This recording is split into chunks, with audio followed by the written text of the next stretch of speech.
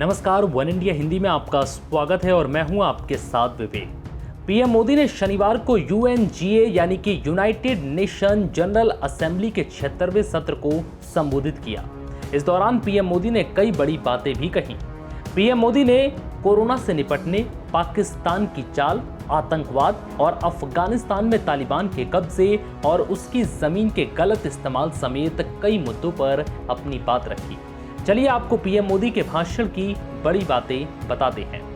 PM Modi ने UNGA में अपने भाषण में कहा है कि पिछले 1.5 साल से पूरा विश्व 100 साल में आई सबसे बड़ी महामारी का सामना कर रहा है। ऐसी भयंकर महामारी में जीवन गंवाने वाले सभी लोगों को मैं श्रद्धांजलि देता हूं और परिवार के साथ अपनी संवेदनाएं व्यक्त करता हूं।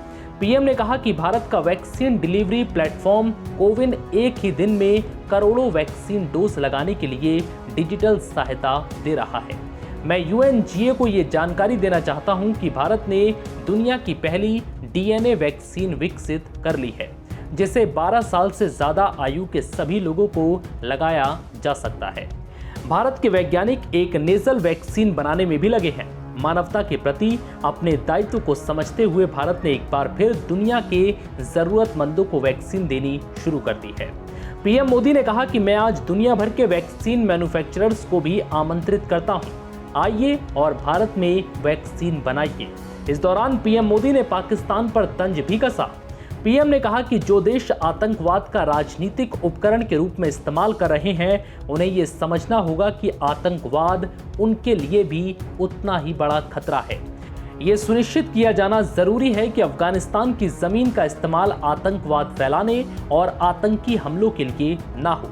पीएम ने कहा कि हमें इस बात के लिए भी सतर्क रहना होगा कि वहां की नाजुक स्थितियों का इस्तेमाल कोई देश अपने स्वार्थ के लिए एक टूल की तरह इस्तेमाल करने की कोशिश ना करे। इस समय अफगानिस्तान की जनता को वहां की महिलाओं, बच्चों और अल्पसंख्यक आबादी को मदद की जरूरत है। इसमें हमें अपना दायित्व निभाना ही होगा। हमें ध्यान रखना होगा कि ओशियन रिसोर्सेज को हम यूज करें, अब व्यूज नहीं। हमारे समुद्र अंतर्राष्ट्रीय व्यापार की लाइफलाइन भी है। इन्हें हमें एक्सपेंशन और एक्सक्लूजन की दौड़ से बचाकर रखना होगा। पीएम ने कहा कि संयुक्त राष्ट्र को स्वयं को प्रासंगिक बनाने की जरूरत है, तो उसे अपनी इफेक्टिवनेस को सुधारना होगा, रिलायबिलिटी को बढ़ाना होगा, क्योंकि यूएन पर आज कई तरह के सवाल खड़े हो रहे हैं। फिलहाल इस वीडियो में इतना ही। नमस्कार।